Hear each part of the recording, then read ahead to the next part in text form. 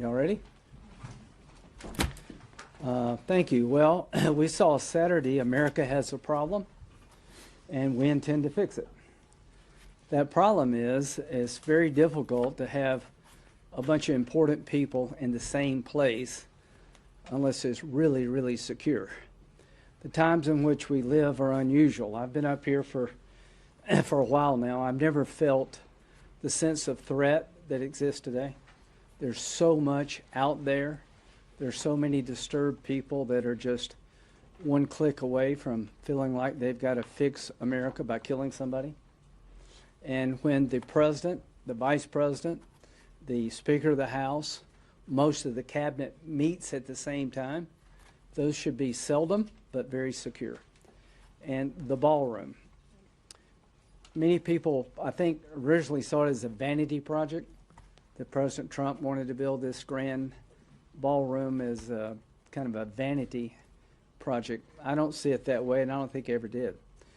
A meeting space that is secured on the White House grounds that would allow people to do what they did at the Hilton Hotel is necessary. I'm convinced if there had been a presidential ballroom adjacent to the White House, the guy would have never gotten in.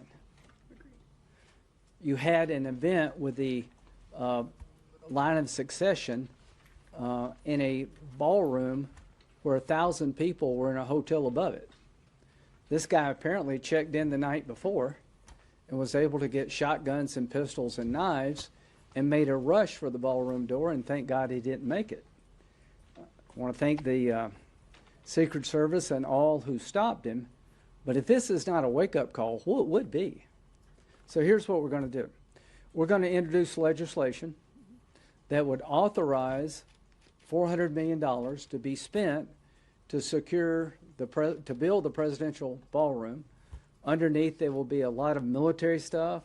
There will be a Secret Service annex, and we've paid for it by offsetting it with custom fees. But the estimate is $332 million. We're going to do $400 million because I think it's probably going to take more. Private donations can be used, but I think they should be used for buying China and stuff like that.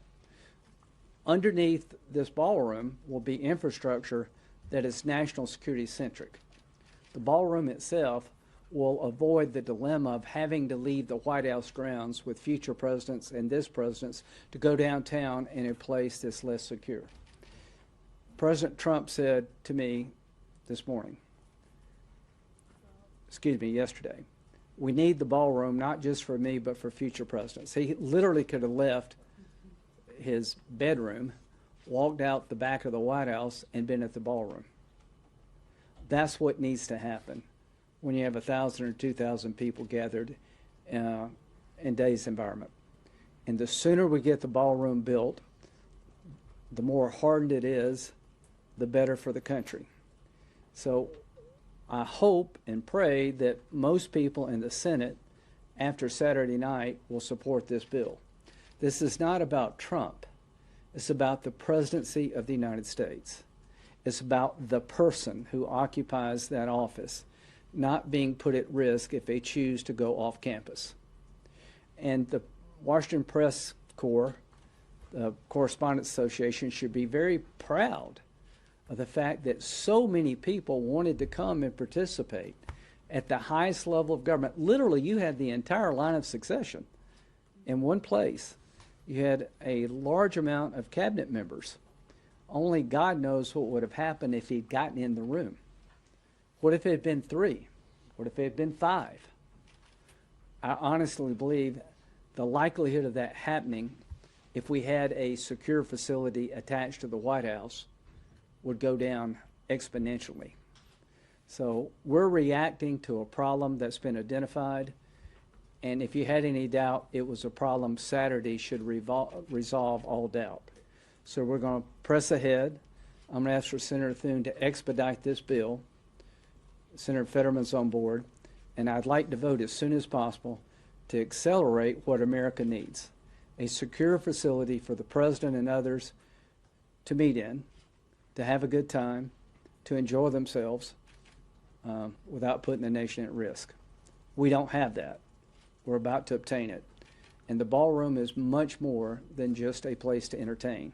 There'll be infrastructure around it vital to our national security. And that's why we've done $400 million. Senator Britt. Thank you, Senator Graham. Look, this weekend, a third assassination attempt on President Trump is truly unconscionable. When you're thinking about where we are as a nation and what it means going forward, we have to be smarter, we have to be more vigilant, and we have to be more prepared. Being more prepared means having a facility like this ballroom where we can have secure location for the President of the United States, amongst other cabinet officials, to gather and to be together. Look, I don't understand why it is that every idea, it doesn't matter if on its face is good or not, Democrats choose to oppose it if it has anything to do with Donald Trump. If Donald Trump comes up with it, then it must be a bad idea. And inherent in them at this very moment is they have to object to it. Look, this isn't even about him. This will not be done until the end of his term. This is about future presidents. This is about our nation having a place to gather where the President of the United States of America can be a part of it. This is about presidents both now and in the future. And I hope my Democratic colleagues will come to their senses. Unfortunately, we continue to see them buy into the fact that they can't do anything with Republicans right now because it will be seen as an advancement of Donald Trump's agenda. This is an advancement for America. It's a great idea by our president that we need to see through. I mean, when you think about what's happening right now, when you think about the litigation, the woman who was given standing, she was given standing actually because of aesthetic injury, because it disturbed her morning walk to walk past the ballroom. I mean, ridiculous, guys. President Trump was smart to ask for this. And now is the time for us to step up and actually move it forward. And in addition to this, I hope this is a wake-up call about DHS funding. I mean, y'all, we're 72 days without a department funded. Many of you know this, and some of you have brought light to it. But when you're looking at DHS funding, and looking at when we run out of money, when we can stop paying people, you know that that time is coming. I think it is absolutely ridiculous that we will have members of Congress that are going to fly off to other nations while our homeland security is unfunded. We have a real obligation, both to the people of this country to have a secure border and to have safe streets, and also to the people who stepped up, raised their hand to serve our nation and the Department of Homeland Security to keep Americans safe, to actually ensure that they get a paycheck. You think about the men and women of the Secret Service, you think about the mission of the Secret Service, it has gone unfunded for 72 days, and it is absolutely ridiculous. Now is the time to act. I am hopeful, and you will hear more of this from Senator Schmidt, but now's the time for Democrats to step forward and to figure out what a pathway forward looks like, and to realize we have to put the good of the nation and front and center, and whether it is this ballroom or it is funding DHS, now is the time to act. Senator Schmidt. Thank you, and I stand with my colleagues to support this facility for the President of the United States to be able to gather with other world leaders as cabinet in a safe and secure place. I actually can't believe we're having to even talk or debate about this. Other presidents have talked about it, but again, I think it's a symptom of Trump derangement syndrome that the Democrats have balked at this. Secondly, I agree with Senator Britt. This DHS funding thing is just, I mean, it's a scandal. In any other time and place, this would be a total scandal. But here we are, and we're going to solve it one way or another, through reconciliation or otherwise. But I think it's worth kind of stepping back for just a moment. President Trump, there have been attempts on his life now 3 times in the last 2 years. He came within an inch of his life in Butler. At his own golf course, Senator Graham and I played with the president there. On a par 3 course, he's a hole away. If it wasn't for a Secret Service agent spotting the glistening of the sun off the barrel of a rifle that just happened to come across the fence line, that assassination would have been televised on a GoPro. And then this past Saturday, I think the left has a real assassination culture problem right now. And we better start talking about it, and we better start resolving it. The Luigi left here, this is serious business. And I don't see my Democrat colleagues trying to tone it down. Hakeem Jeffries, literally within the last hour, just said he stands by his comments for, quote, maximum warfare everywhere all the time in this kind of phony tough guy thing he's trying to pull off to take the House majority. It looks ridiculous. And that's not what we need right now, but I think we have to be clear about what's happening. 25% of those who describe themselves as very liberal believe political violence is legitimate, compared to 3% of people who identify as very conservative. That's 3% too many.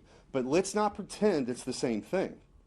Let's also not pretend that it's not a serious problem that 55% of those on the left believe it is at least somewhat justified to assassinate President Trump. This is not a both sides thing. And I know it's going to be characterized, this is a problem uniquely on the left right now. The man who tried to kill Republican congressman at the congressional baseball practice, nearly killing Steve Scalise, that was left-wing violence. Burned down cities in the Summer of Love and the George Floyd riots, left-wing violence. The Waukesha Christmas Parade massacre, left-wing violence. The Lee Zeldin stabbing attempt, left-wing violence. The Covenant school shooting in Nashville, left-wing violence. The Butler, Pennsylvania Trump assassination attempt, left-wing violence. The Trump International West Palm assassination attempt, left-wing violence. The Abundant Life Christian School shooting, left-wing violence. The United Healthcare CEO murder, left-wing violence. Tesla's burned, keyed and damaged, left-wing violence. The murders at the Israeli embassy, left-wing violence. The Minneapolis Catholic school shooting, left-wing violence. The anti-white Charlotte, North Carolina stabbing, left-wing violence. The attempted Utah News State firebombing, left-wing violence. The assassination of Charlie Kirk, left-wing violence. ICE facilities firebombed, left-wing violence. A 1,300% increase in attacks on ICE agents, left-wing violence, and now a third attempt on President Trump's life. I think there needs to be a full accounting of whether or not the NGO network had anything to do with this, but I will tell you in this manifesto, the language used by this guy sounds like something you'd hear from a pundit on MSNBC every single night. We've heard years of people, right-wing fascists, extreme MAGA Republicans, Nazis, Hitler, knock it off. Stop trying to kill our president. And I would hope that these so-called Democrat leaders could find it in their souls to actually be explicit about it, not doubling down like Hakeem Jeffries just did in the last hour. Questions? No one's arguing against reevaluating some of the security around the Correspondence Center, but that is a private event at a private location from a private organization. It's not held by the White House, and it had twice as many guests as this proposed ballroom would hold. So why do you find it appropriate to link these two events so closely? Well, I find it appropriate if you're going to have the President of the United States, the Vice President of the United States, the Speaker of the House, and half the cabinet in a room, the room matters. And the idea that you can't do this in the ballroom will be up to the Correspondents Association. It is insane to do this again. Anybody who suggests that we have an event like this in the times in which we live, in a facility like Hilton, that's crazy. We're going to have to accommodate the times in which we live. And Eric, you nailed it. You did. There are people out there that are nuts, being driven to take up violence is an acceptable outcome in too many people's opinion. So no, we're going to build this facility, and I would suggest to the next president, don't go to the Hilton. Don't do an event at the Hilton or any other facility outside the White House, given the times in which we live. The problem is you don't have a choice. We're going to give people that choice. And if you want to vote no, vote no. I want you to go home and tell the American people why you take off the table an option to have 1,000 or 2 people come to the White House grounds, the safest place we can find, to enjoy themselves. And underneath, there will be things that are not about enjoyment, but about national security. There'll be a Secret Service annex to it. So the need is real. Senator Graham, Senator Britt, can you talk about how the DHS funding shutdown is affecting Secret Service and protection of President Trump? And given the threats facing the president, should the House pick up and pass this Senate-passed bill to fund as much of DHS as possible? I'd like to get it funded. I'd like to do reconciliation for ICE and Border Patrol. The bottom line here is, yes, what's it like? I don't know, what's it like to go to work and not get paid? I don't think it's a pleasant experience. So the idea that we're not funding the Secret Service is pretty astonishing when you think about it. But the Border Patrol too. What about ICE? I think ICE should be funded. Don't you think the Border Patrol should be funded? I mean, I think all of it should be funded. So yes, I hope the House will pass the Senate bill and we'll do reconciliation. Yeah, I mean, you think about this. I mean, you've got ICE, you've got CBP. I mean, we've heard a number of Americans that have lost their lives on the hands of illegal aliens, and then you have actual Democrats who are refusing to fund those things. It's mind-boggling. You've got CISA at a time where we know that is, we have heightened security concerns here on our interior from what's happening in the Middle East, and then also what we're seeing right here today. You've got TSA, which every American has seen right there front and center. You've got Coast Guard that literally protects our homeland. I mean, you've got all kinds of things, and Secret Service being chief among those. I mean, for 72 days, they have gone without their mission being funded. That's a problem. It's absolutely a problem. When you look at the financial insecurity of these individuals, can you imagine, all of you who are writing and have a responsibility, obviously, to tell this story to the American people, if for half of this fiscal year you hadn't received a paycheck? Half. I think it is ridiculous that people are planning to walk out of here on Thursday or Friday of this week, some of which are going to fly on taxpayer dimes to another country. Those flights should be grounded. We should be here. We should figure this out. These people should get a paycheck. This mission should be funded. You look at what Secretary Mullen inherited. I mean, he inherited an entire department with his hands tied behind his back. He's doing a remarkable job. And I know Mark Wayne will continue to meet the challenge in front of him. But guys, the very least we can do is actually fund the mission that is before us. We saw the importance of that this weekend. I think people need to get it together. We need to make this happen, and we need to make it happen this week. Yeah, let me tie one electrical cord to the question to what we're talking about today. Why are we here? The Democrats have used rhetoric referring to ICE agents as the Gestapo, Trump's secret police. Yep. They can't help themselves. Like, this is a real sickness. And what we're saying is this has to be addressed. At a minimum, we have to have a safe place to protect the President of the United States and the cabinet officials if they want to gather, or there's a state dinner, or a crowd more than like 100 people. But this is now, in order to appease the more radicalized base, the language that comes out on the Senate floor, I'm not talking about on like Morning Joe, like on the Senate floor, you guys are there, you hear this. This is well beyond what has been acceptable forever, and we're at where we're at. And y'all remember, this stuff was operating. I mean, ICE and CBP are operating. And the fact that Democrats didn't sit down until 48 days into the shutdown means that they could care nothing about the guardrails. To Senator Schmidt's point, it was everything about the political issue. They didn't want to take a vote for ICE. I mean, it's insane where we are, and it's got to stop. Senator Graham, as budget chairman, there are some House members who, after this event happened, suggested adding the ballroom to the reconciliation package, but that might potentially cause problems over here. I would like to take it to the floor and see if we can, again, it's supposed to be built in 28. It's actually going to benefit future presidents more than President Trump. So you can't get it done if the Democrats don't come forward the next day or so, and they still sound like they're blocking it. Well, I don't know. I'd like to. Be open to adding it to reconciliation. I want to get it done. Yeah, I want to get it done yesterday, and I'd like to do it as a freestanding bill with an offset. Let's give it a chance, and if we fail, we'll have to go to Plan B. Yeah. Senator, some of of your fellow Republicans have said taxpayers should not have to foot the bill for this ballroom, that the president should be able to raise private money to fund it. I disagree with them. We're going to vote no. Vote no. Just vote no. This is what I like about voting. If you don't think $400 million of taxpayer money is a good investment to create a secure facility at the White House where the President of the United States, the Vice President, the Cabinet, and people from the public can come and, have a meal and gather without what happened Saturday, then I disagree. This is the number one job of the federal government is national security. The number one job of national security, I think, would be to protect the commander-in-chief and to have infrastructure under the ballroom that is very national security centric. So I don't think, just vote no.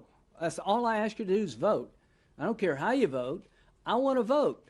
I want to see where is America on this. I'll bet you 90% of the people would love to have a better facility than the Hilton Hotel to make sure this crap never happens again.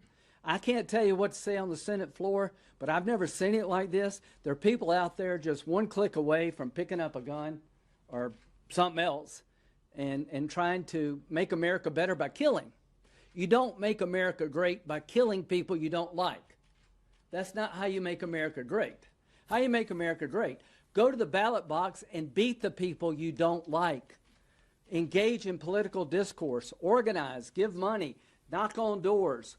Beat them at the election, at the ballot box. That's what we need to get back to. This is not a third world country. This is not a country where you change hands by bullets. You change hands by ballots. And we want to secure those ballots. Actually, can I make one quick? And I think part of the genius of Senator Graham's bill is this actually allows a mechanism which doesn't exist in current law for those private donations to be deployed for this purpose. And also, as far as any other dollars that could be used, if that's not enough, it's an extension of user fees at national parks. So that's the structure. Yeah, we're all paying for it. Chairman, just to put a fine point on it, though, you're not ruling out putting this in the budget. I'm going to get it done. I'm ruling in going through the normal process. I guess I'll be surprised. If we can't do this now, I mean, like, what the hell happened to your Congress up here? But if it doesn't work, I'm for doing it any way we can. Thank you all. You all have made a principled, passionate argument for this ballroom. The White House hasn't come before Congress to make this argument. I've been talking to them all day. They support the bill. Before the East Wing was taken down, that's the argument that a lot of people What's that? Before the East Wing was Oh, yeah. The president was trying to do it with private donations. Yeah, right. right. So Now I think it's not a private donation event. It's a national security event. Right. So the question is, now that you're looking to use taxpayer Yeah. should the White House, should Trump administration officials come before committees of jurisdiction to make the same argument? I think they would. I think they would love to do that. I welcome a hearing. Okay, have a hearing. Whatever committee, have a hearing. Should we do my bill? Should we do our bill? If you want to do that, I mean, that's fine with me. Yeah, I mean, Look, I think American people saw this weekend why we need this. they support the I mean, bill. Right, The they White House absolutely does. support the bill, but we do too. Yeah. I mean, we need Yeah. this. Yeah. You said Senator Fetterman is on board. Yes. How close are you to getting more Democratic support? I really, in their defense, I haven't asked them. I'm trying to jumpstart the conversation. I've talked to a few of them just out in the hall. They're rattled like if some of them were there. They're rattled like the rest of us, and I'll be surprised, but maybe not, that we can't get this. If we can't get this done, then everything that's been said here is true on steroids. The president announced this ballroom project last summer, and there have been legal fights ongoing for Yeah. months about whether Congress needed to authorize Yeah. this project. Why did it take until this incident on I think that's a good question. Saturday proved the point. Everybody thought this is Trump making a monument to Trump, right? This is a vanity project. How many times have you talked to him about this? Like, every time, It's important. all the time. Like, how you doing? Where's the ballroom? That's true. How you playing? I don't know. I'd play better if you built the ballroom. It's all the time. It's like he understands what's missing. As a nation, we got a missing piece of the puzzle. The king's coming, right? I would also say, too, that there had been a favorable decision previously. There has been recently, within the last, week or so, an unfavorable ruling. The court battle is not over. Yeah. I would still argue that the president has the authority to do this on I the would White House too. grounds from a legal perspective. Yeah. But given what happened this Yeah. weekend, it certainly renews the focus. Yeah. Yes. Regarding the ballroom, I mean, your suggestion the president should not leave the White House grounds in the future for an event of this scale. Presidents have, of both parties, complained about their inability to leave the protected bubble. Are you concerned that this? I'm concerned that any. More constrained? Well, here's what I'm concerned about. I'm concerned that if we do this again at the Hilton, we'll be idiots. And I can't think of a better place in town to do it. And the reality we face is when you have that many people, like the State of the Union, you've got everybody here, but it's on the Capitol grounds. When you have the entire line of succession in the world in which we live, you're going to have to make some choices. You're going to have to make choices, security versus access. That's the times in which we live. I wish we didn't have to make those choices. I wish we could go back to a more normal time.